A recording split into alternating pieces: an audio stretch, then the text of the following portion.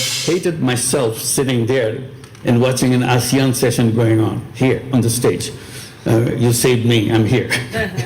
So I'm very happy to be here with everybody in ASEAN. দাভোসে July বিপ্লবে হার না মানা বাংলাদেশের গল্প শোনালেন ডক্টর ইউনূস। সাইডলাইন বৈঠকে পাচার হওয়া অর্থ ফেরাতে সহায়তা কামনা।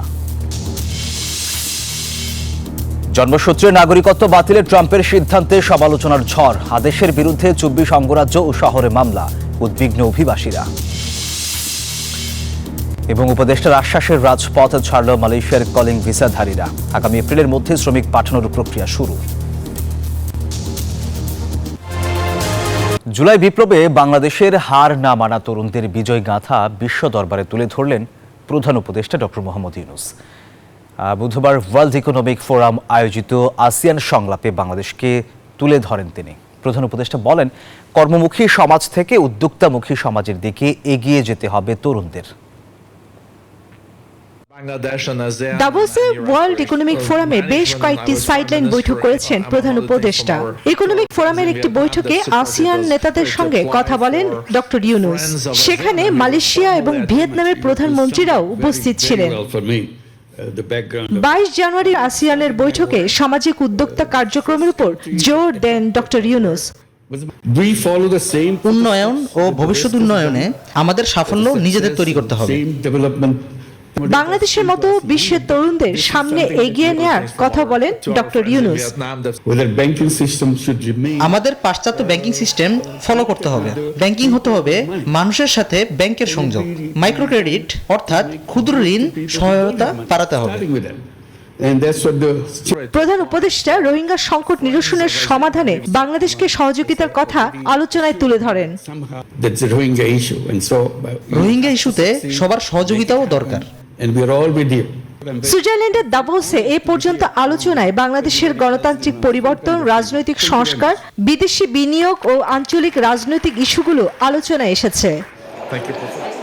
সুইজারল্যান্ডের দাভোসে গত 20 জানুয়ারি থেকে শুরু হয়েছে ওয়ার্ল্ড ইকোনমিক ফোরামের এবারের আসর। চলবে 24 জানুয়ারি পর্যন্ত। চন্দ্রা, নিউজ 24। পাচার হওয়া অর্থ ফেরাতে প্রভাবশালী কয়েকটি দেশের সহায়তা চেয়েছেন প্রধান উপদেষ্টা ডক্টর মোহাম্মদ ইউনূস। দাভোসে ওয়ার্ল্ড ইকোনমিক ফোরামের মূল সম্মেলনের বাইরে সাইডলাইন বৈঠকে এই সহায়তা চান তিনি। বাংলাদেশে বিনিয়োগের উপযোগিতা তুলে ধরার পাশাপাশি অর্থ পাচারের প্রসঙ্গটিও তুলেছেন তিনি। সফরের দ্বিতীয় দিনে তার প্রেস উইং সদস্যরা এসব কথা জানান। দর্শক, সুইজারল্যান্ড থেকে বিস্তারিত জানাচ্ছেন মারুফা রহমান। জুলাই বিপ্লবে হার না মানা বাংলাদেশের সম্ভাবনার বার্তা পৌঁছে গেল সুইজারল্যান্ডে। দাভোসে ওয়ার্ল্ড ইকোনমিক ফোরামের সম্মেলনে বিশ্ব নেতাদের কাছে তা তুলে ধরেন প্রধান উপদেষ্টা ডক্টর মোহাম্মদ ইউনূস। বুধবার বেলজিয়ামের রাজা ফিলিপ, থাইল্যান্ডের প্রধানমন্ত্রী পেতংটান শিরাওয়াত্রা, ইউরোপীয় কেন্দ্রীয় ব্যাংকের প্রধান ক্রিস্টিন লাগার্ড, জাতিসংঘের মহাসচিব অ্যান্টোনিও গুতেরেসের সঙ্গে বৈঠক করেন তিনি। মূল সম্মেলনের বাইরেও বিভিন্ন দেশের প্রতিনিধিদের সাথে সাইডলাইন বৈঠক করেন প্রধান উপদেষ্টা। দুবাই সংস্কৃতি ও শিল্পকলা কর্তৃপক্ষের চেয়ারপারসনের সঙ্গেও বৈঠক হয়। সেখানে বাংলাদেশে অভ্যুত্থান, তরুণদের অবদানের কথা তুলে ধরেন প্রধান উপদেষ্টা।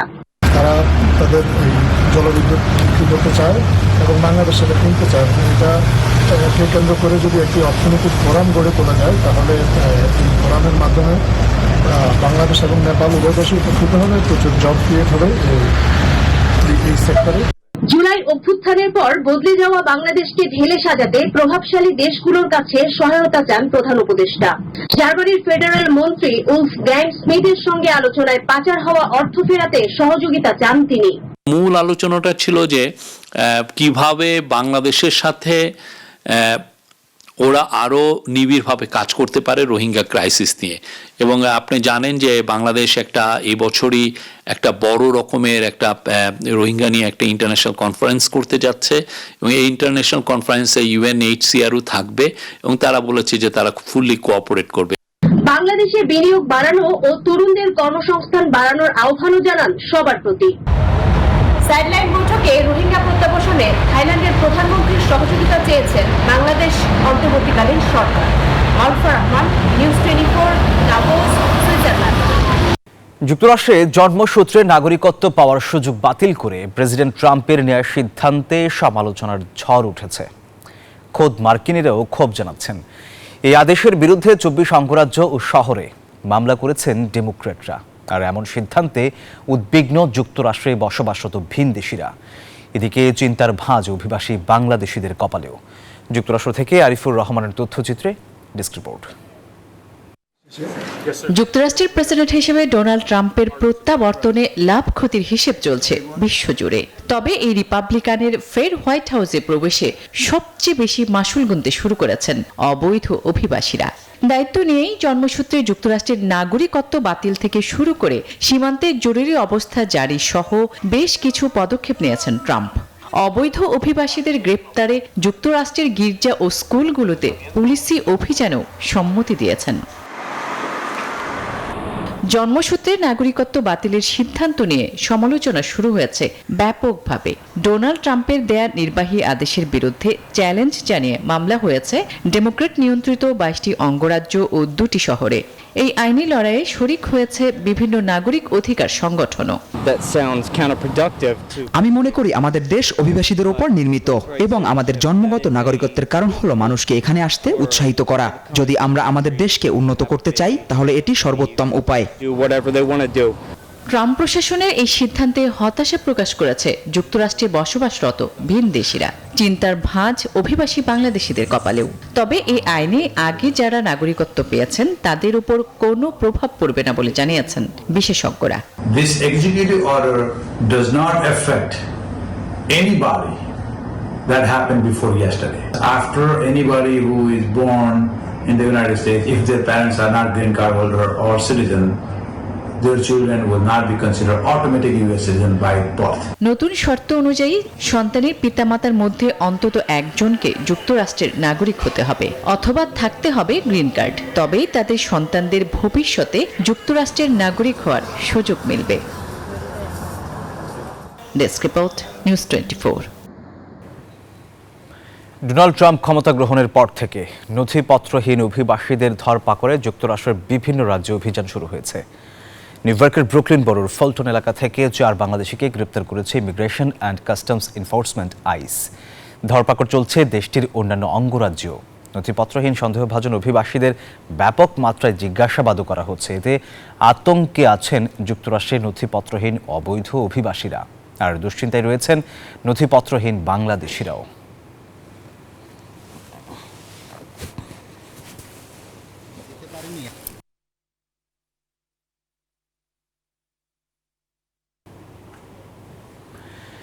দর্শক, অভিবাসীদের ধরপাকড়ের বিষয়ে আরও জানাতে যুক্তরাষ্ট্র থেকে এই মুহূর্তে সরাসরি যুক্ত হচ্ছেন আমেরিকান ইন্টারন্যাশনাল বার অ্যাসোসিয়েশনের পরিচালক অ্যান্টনি মঈন চৌধুরী। জনাব মঈন চৌধুরী, আপনাকে নিউজ 24-এ স্বাগত জানাচ্ছি। শুরুতে জানতে চাই, ডোনাল্ড ট্রাম্প ক্ষমতা গ্রহণের পর থেকে নথিপত্রহীন অভিবাসীদের ধরতে যুক্তরাষ্ট্রের বিভিন্ন রাজ্যে অভিযান শুরু হয়েছে আমরা দেখতে পাচ্ছি। আর যুক্তরাষ্ট্রের অভিবাসীরা এখন কি অবস্থায় আছেন এবং দিন কিভাবে কাটাচ্ছেন, কি মনে হচ্ছে আপনার কাছে, জানাবেন আমাদের।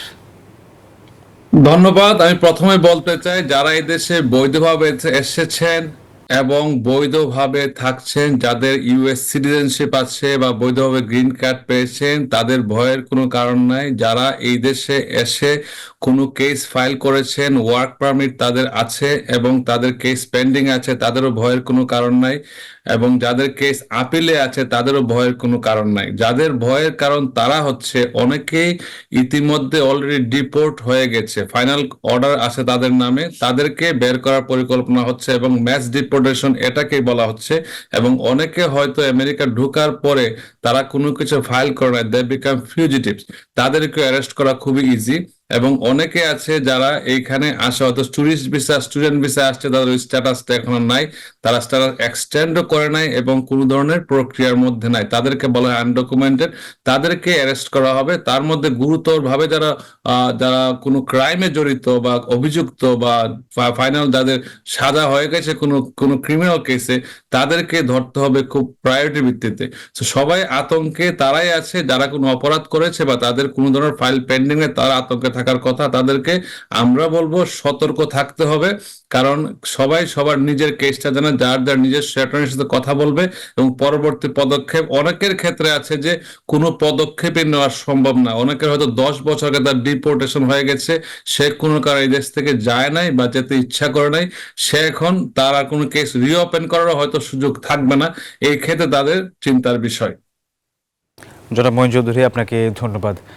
নথিপত্রহীন যারা, তাদেরই ভয়ের বিষয় আপনি বলছিলেন। একটু এর সাথে আমি একটু অ্যাড করতে চাই। নিউ ইয়র্কের ব্রুকলিনে আমরা শুনতে পেরেছি যে বড়োর ফলটন এলাকা থেকে 4 জন বাংলাদেশিকে গ্রেপ্তার করেছে ইমিগ্রেশন অ্যান্ড কাস্টমস এনফোর্সমেন্ট। আচ্ছা, তাদের বিরুদ্ধে কি ব্যবস্থা নেওয়া হতে পারে বলে আপনি মনে করেন? ধন্যবাদ। আমি হাইপোথেটিক্যালি বলছি, কারণ ওই কেসের স্পেসিফিক আমরা জানি না। আমিও সকালে কল পেয়েছি 4 জনকে অ্যারেস্ট করা হয়েছে, কিন্তু খুব সম্ভব তাদের নামে, আমি হাইপোথেটিক্যালি বলছি, যদি কারো নামে ওয়ারেন্ট হয় না, এক্ষেত্রে ডিপোর্টেশন অর্ডার মানেই তাকে যেখানে থেকে গ্রেফতার করা হয় তাকে ফাইনাল অর্ডার ডিপোর্টেশনের প্রেক্ষিতে তাকে ফেরত পাঠানো হয়। এটা হচ্ছে আমেরিকার আরেকটা ইউনিট কাজ করে, আইসের একটা ইউনিট কাজে, ফিউজিটিভ ইউনিট, যারা চলে যাওয়ার কথা জানে তাদেরকে তারা কন্টিনিউয়াসলি ধরে। এমন না যে ট্রাম্প প্রশাসন আমাদের ধরছে, ওবামা প্রশাসনেরও এরকম কাজ করেছে, বাইডেন প্রশাসনও করেছে, এটা কন্টিনিউয়াস প্রসেস। কিন্তু ডোনাল্ড ট্রাম্প যেহেতু বেশি বেশি কথা বলেন, মানুষের মধ্যে আতঙ্ক তৈরি হচ্ছে। কিন্তু আরো আতঙ্কের কথা এই যে আনপ্রেসিডেন্টেড, যে ট্রাম্প প্রশাসনের আমলে এখন চার্চ এবং মসজিদ, স্কুল, সব জায়গায় পাবলিক প্লেসে হয়তো তারা হানা দিতে পারে। কিন্তু এই ক্ষেত্রে বাংলাদেশি অধ্যুষিত ভাইদেরকে আমরা বলবো, অনেকে হচ্ছে কি বিভ্রান্তিকর অবস্থায় পড়বেন, কারণ ট্রাম্প প্রশাসনের যে আইসের যে ডাইরেকশন অনুযায়ী তারা হয়তো মোহাম্মদ হোসাইন, মোহাম্মদ ইসলাম, মোহাম্মদ আলম, আমাদের নামগুলা কিন্তু অনেক কমন, যে মোহাম্মদ চৌধুরী, মিডল নেমটা দেখে না। ডেট অফ বার্থ অনেকের বাংলাদেশে দেখা যায় সবারই জন্ম 1 এত সালে। সো যারা জন্মগ্রহণ করে 74 সালে, অনেকেরই, অধিকাংশ লোকের জন্ম আমেরিকায় দেখে আমরা, কারণ স্কুলের টিচাররা একটা জন্ম তারিখ বসিয়ে দিয়েছিল 1/1/1974, 1975। সো এগুলো আপনারা যখনই আপনারা বাহির হবেন, যাদের বৈধ কাগজপত্র আছে, কোনো কেস তাদের পেন্ডিং আছে কোর্টে, তাদের এই কাগজটা সাথে রাখবেন এবং আইডেন্টিফিকেশন সাথে রাখবেন, তারা যেন আপনাকে বুঝতে পারে যে আপনি এই ব্যক্তি ওই ব্যক্তিরা কম্পেয়ার যেন করতে পারে। অনেকে কিন্তু বিভ্রান্তির সিটিজেন লুককে কিন্তু অনেক সময় বিভ্রান্তির অবস্থায় পড়তে হতে পারে, কারণ যেহেতু নামের খুব সামঞ্জস্য এবং জন্ম তারিখও খুব সামঞ্জস্য। আমি অনুরোধ করবো আপনাদেরকে, আপনারা ডকুমেন্ট সাথে রাখবেন এবং আইডেন্টিফিকেশন সাথে রাখবেন। যারা বৈধ কাগজপত্র, যারা একটু অবৈধ মনে করেন সমস্যা, তারা একটু সতর্ক থাকবেন এবং অ্যাটর্নির সাথে যোগাযোগ করবেন। We are ready to help anybody legally. জনাব মঈন চৌধুরী, আপনাকে অসংখ্য ধন্যবাদ আমাদেরকে সময় দেওয়ার জন্য। কলিং ভিসায় মালয়েশিয়ায় যাওয়ার দাবিতে রাজধানীতে ফের বিক্ষোভ করেছেন ভুক্তভোগী শ্রমিকরা। কারওয়ান বাজারে পুলিশি বাধায় সড়ক ছেড়ে তারা যান স্কাটনে প্রবাসী কল্যাণ মন্ত্রণালয় ভবনের সামনে। প্রবাসী কল্যাণ সচিব বলছেন, আগামী এপ্রিলের মধ্যে শ্রমিক পাঠানোর প্রক্রিয়া শুরু হবে। কলিং ভিসায় মালয়েশিয়ায় যাওয়ার ডাক পেয়ে প্রায় 1 বছরেও দেশটিতে যেতে পারেনি 18,000 শ্রমিক। বিমানবন্দর থেকে চোখের জলে ফেরত আসা এসব মানুষ ফের নামলেন রাজপথে। 4 দফা দাবিতে বুধবার সকালে রাজধানীর কাওরান বাজার সার্ক ফোয়ারা চত্বরে অবস্থান নেন তারা। এতে পুরো এলাকায় যানজট সৃষ্টি হয়। পুলিশ তাদের সড়ক থেকে তুলে দিলে তৈরি হয় হট্টগোল। আমাদের এই যে 6 লাখ 7 লাখ টাকা ঋণের বোঝা মাথা নিয়ে আছে 8 মাস ধরে ঘুরতাছি। 1 সপ্তাহের ভিতরে সকল সমস্যার সমাধান করবে, কিন্তু তারা এই সমস্যার সমাধান না করে পরের সপ্তাহ আমাদেরকে ডেকে নিয়ে আমাদের কাছে আরো 3-4 মাস সময় চাচ্ছে। আমাদের একটাই দাবি, আমরা মালয়েশিয়া যেতে চাই। দাবি দেওয়া নিয়ে বেলা 11টার দিকে তারা স্কাটনে প্রবাসী কল্যাণ ভবনের সামনে অবস্থান নেন। ওনারা বর্তমানে মালয়েশিয়ান গভর্নমেন্টের সাথে ভিডিও কনফারেন্সের মধ্যে একটা সিদ্ধান্ত উপনীত হবে, তখন সেই মেসেজটা 2 ঘন্টা পরে আমাদেরকে জানাবে। ওই মেসেজটা দেওয়ার পরে আমরা বুঝতে পারবো যে আমাদের ভাগ্যে কি আছে। পরে প্রবাসী কল্যাণ সচিব জানান, মালয়েশিয়ায় সরকারের ধীরগতির কারণে শ্রমিকদের পাঠাতে দেরি হচ্ছে। আগামী এপ্রিলের মধ্যে প্রথম ধাপে শ্রমিক পাঠানোর প্রক্রিয়া শুরু হবে। এটা ফেব্রুয়ারিতেই আশা করছি আমরা মডালিটিটা ঠিক করতে পারবো। আশা করি মার্চ এপ্রিল নাগাদ আমার মনে হয় যে আমরা ব্রেক থ্রু করতে পারবো। গত বছরের অক্টোবরে মালয়েশিয়ার প্রধানমন্ত্রী আনোয়ার ইব্রাহিম বাংলাদেশ সফরে এসে অপেক্ষামান শ্রমিকদের মালয়েশিয়ায় নেওয়ার আশ্বাস দিলেও তা এখনো আলোর মুখ দেখেনি।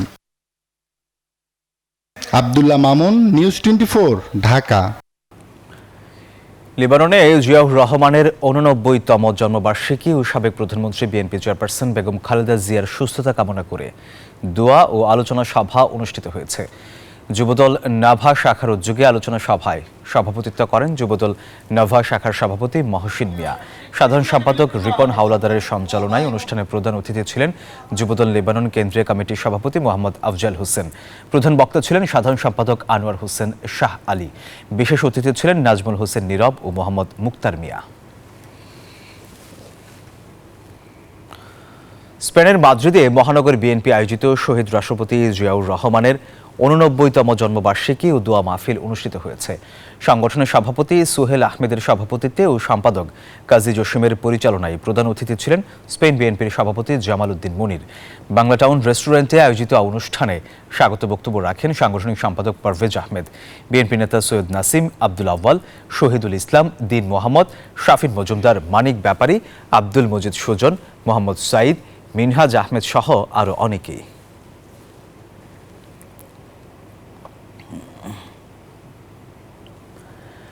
আনন্দঘন পরিবেশের মধ্য দিয়ে খুলনা বিভাগ সমিতির আয়োজনে বার্ষিক তুষার ভ্রমণ অনুষ্ঠিত হয়েছে ইউরোপের দেশ ইতালিতে। রাজধানী রোমে বরফে আচ্ছাদিত শহর কাম্পু ফেলিসে মিলিত হন প্রবাসী বাংলাদেশিরা। এ সময় উপস্থিত ছিলেন খুলনা বিভাগ সমিতির সভাপতি মোল্লা মনিরুজ্জামান মনির, সাধারণ সম্পাদক মারুফ তালুকদার, সাংগঠনিক সম্পাদক হজরত আলী খান, বাংলাদেশ প্রেস ক্লাবের সাধারণ সম্পাদক রিয়াজ হোসেনের নেতৃত্বে কমিটির নেতৃবৃন্দ ও সদস্যরা তাদের পরিবার পরিজন নিয়ে তুষার ভ্রমণে অংশ নেন। আনন্দ উচ্ছ্বাসে মেতে ওঠে বরফের রাজ্য। এই সময় কুপনের মাধ্যমে পুরস্কার বিতরণ করা হয়।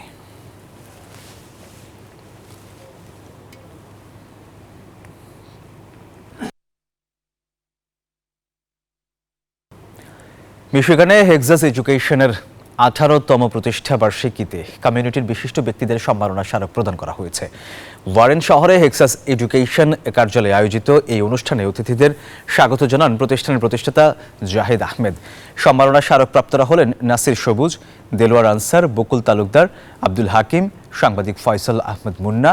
প্রতিষ্ঠানের পক্ষ থেকে কমিউনিটিতে বিশেষ অবদান রাখায় তাদের এই সম্মাননা ক্রেস্ট প্রদান করা হয়। এ সময় অভিবাসী বাংলাদেশিদের ভাষাগত দক্ষতা বৃদ্ধিতে হেক্সাস এডুকেশনের ভূমিকার প্রশংসা করেন কমিউনিটির বিশিষ্ট ব্যক্তিরা।